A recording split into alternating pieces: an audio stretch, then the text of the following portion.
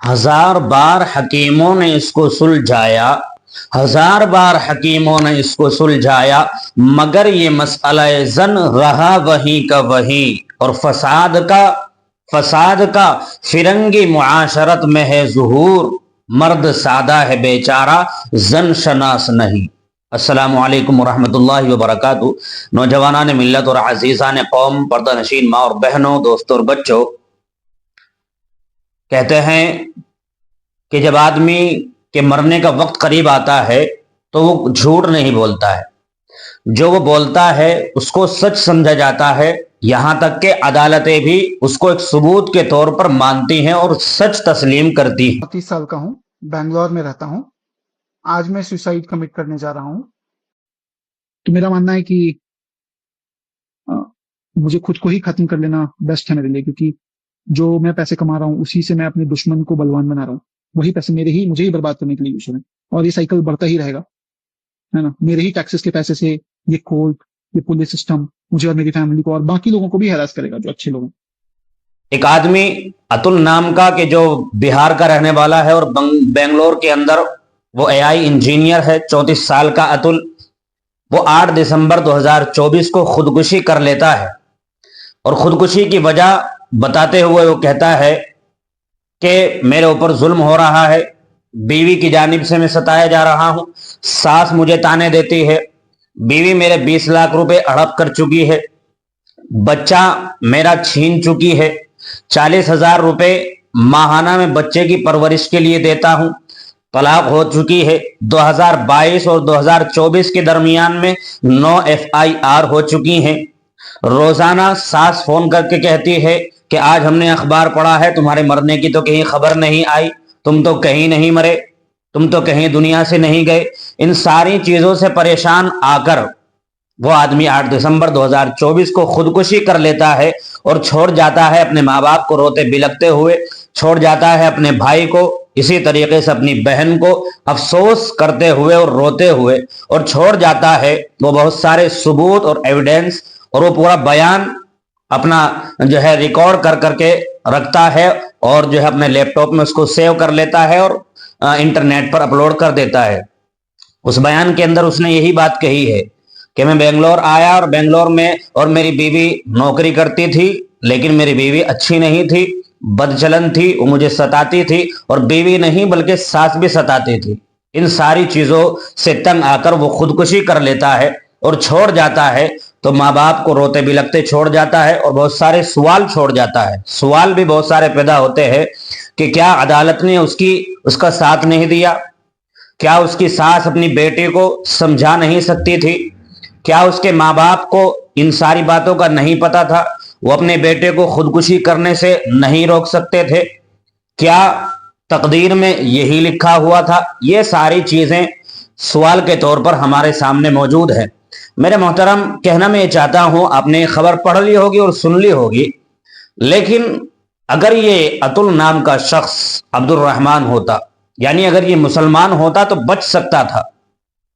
ये मैं क्यों कह रहा हूं, ये दावा मैं इस वजह से कर रहा हूं, देखो दलील इसकी ये है कि इस्लाम के अंदर जब एक आदमी अपनी बीवी को तलाक दे देता है तो इद्दत के अलावा उसके ऊपर कोई खर्च और नानो नफका बीवी का नहीं होता है। इस्लाम के अंदर ये कानून है, ये उसूल है, दारुल उलूम देवबंद का फतवा है। रही बात बच्चों की, अगर लड़का है तो वो 7 साल की उम्र तक मां की परवरिश में रहेगा, लेकिन खर्चा बाप उठाएगा। अगर लड़की है तो वो जवान होने तक मां की परवरिश में रहेगी और खर्चा भी बाप उठाएगा। ये कानून इस्लाम के अंदर मौजूद है, all India Muslim personal law board के अंदर महफूज है, और इसी पर अमल होता आ रहा है 1986 से लेकर आज तक। हालांकि यूसीसी के जरिए इस कानून को खत्म करने की कोशिशें भी की जा रही हैं, उत्तराखंड और आसाम के अंदर खासतौर से इस तरह की कार्रवाइयां अमल में लाई जा रही हैं, लेकिन 1986 के बाद से कानून यही है और ये इस्लाम की बिल्कुल मुवाफिक है, और मुसलमानों को इस पर अमल करने की पूरी पूरी आजादी है।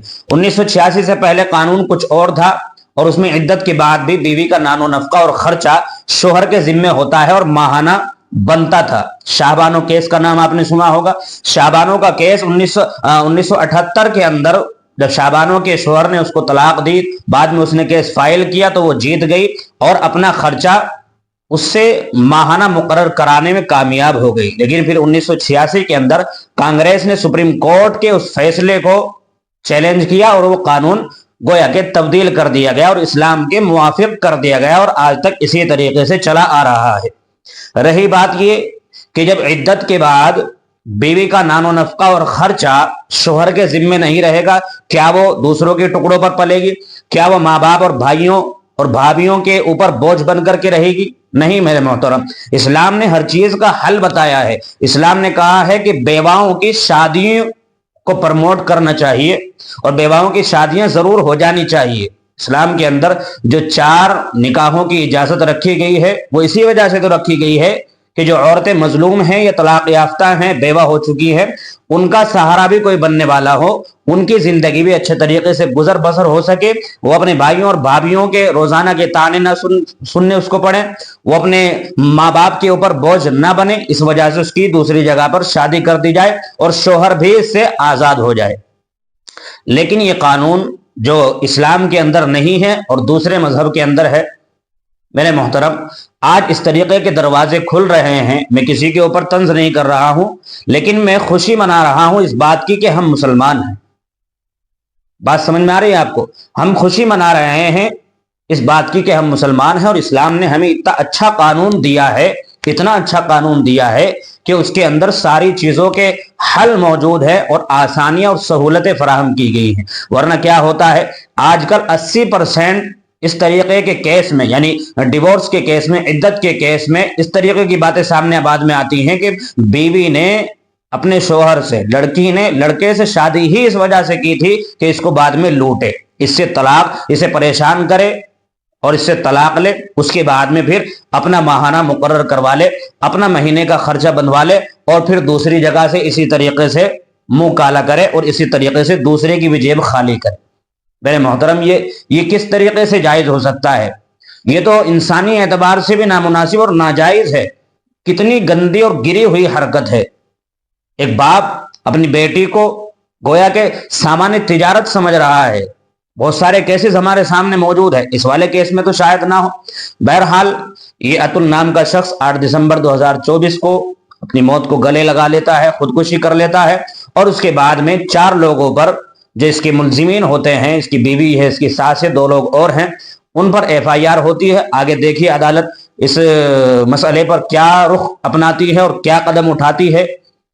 اس سے ہمیں سبق یہی ملتا ہے کہ ہمیں مسلمان ہونے کی خوشی ہونی چاہیے اور اپنے آپ کا عقیدہ ہمیں میرے محترم مضبوط رکھنا چاہیے، اور اسلام کی جتنے بھی قوانین ہیں ان پر ہمیں اچھے طریقے سے اطمینان قلب کے ساتھ، دل کی خوشی کے ساتھ عمل پیرا ہو جانا چاہیے۔ اس ویڈیو میں اتنا ہی، اپنا خیال رکھیے گا، اس ویڈیو کو شیئر بھی کرتے جائیں تاکہ یہ اسلام کی تعلیم دوسرے لوگوں تک بھی پہنچ جائے، اور اس کیس کا جو یہ والا پہلو ہے کہ اگر مسلمان ہوتا تو یہ بچ جاتا، یہ بھی سب کے سامنے اجاگر ہو جائے۔